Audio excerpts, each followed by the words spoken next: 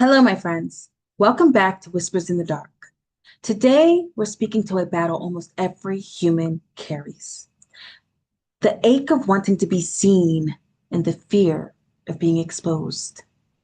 That quiet war between your longing for a genuine connection and the terror that visibility will cost you something you can't afford to lose, like yourself.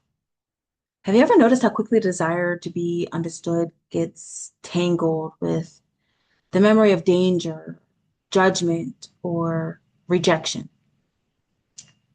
How simply being known can feel life-threatening, at times, at least. If so, you're not alone.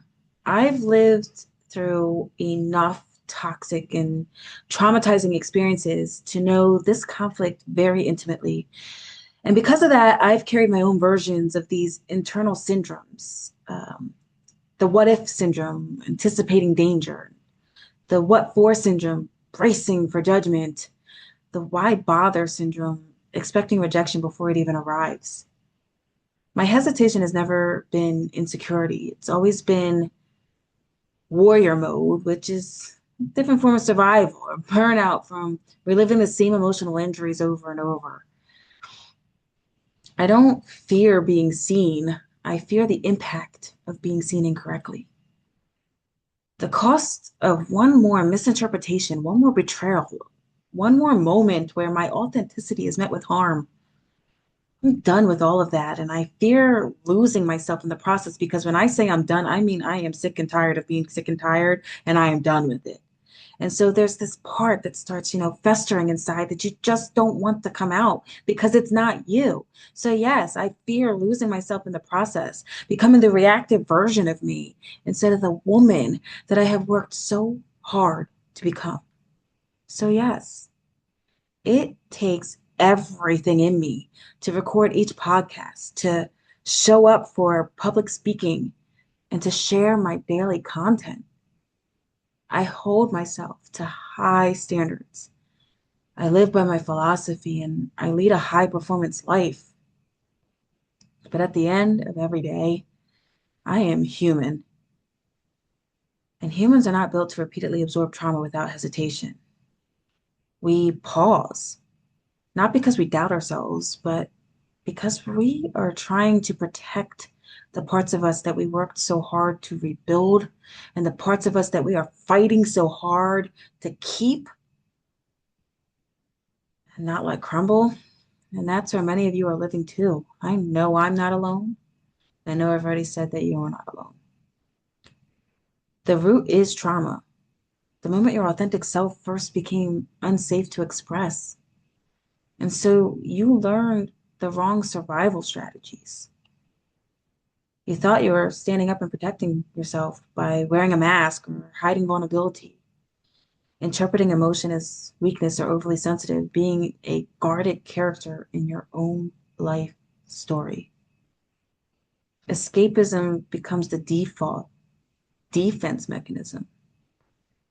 Not because you're weak, but because you are trying not to feel that past repeating itself. And actually, you are just trying not to feel that agony and torture of going through the process again.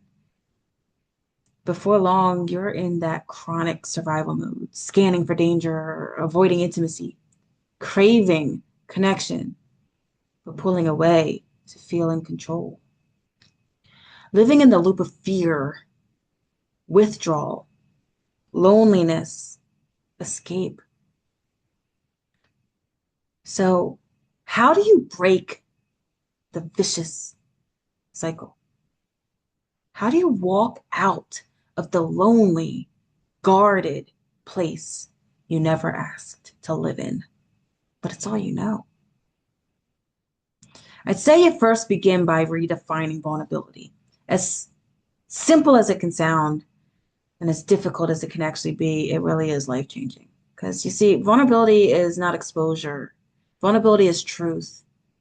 What we end up telling ourselves over time is that vulnerability is the sensitivity, it's being sensitive, but that's not really what it is. It really is truth, truth that calls for ownership. It's not a collapse, it is a courage, a quiet, grounded decision to see yourself honestly, see yourself in a whole and full way. Let your feelings have air in a deserving existence. Let the right people have access. Keyword, right. Let the right people have access and allow healing without rushing the outcome. True healing. Healing isn't pretending the past never happened, it's integrating the past without letting it dictate your future. You don't have to discard your armor. You just need to loosen it enough to breathe. You learn to trust your discernment, the wisdom that tells you who is safe enough and how much of you they've earned the right to see. The courage you need isn't the absence of fear, it is the choice to act anyway, to whisper your truth in the dark, knowing someone else is whispering theirs too. And together, we're building a space where authenticity is safe again. That's what we need. It's what we should all be doing every day to get there. Because you were never broken. You were never unworthy. You were simply waiting to be heard. And you are being heard now. You are being seen now. It's time to step out of hiding. It's time to live.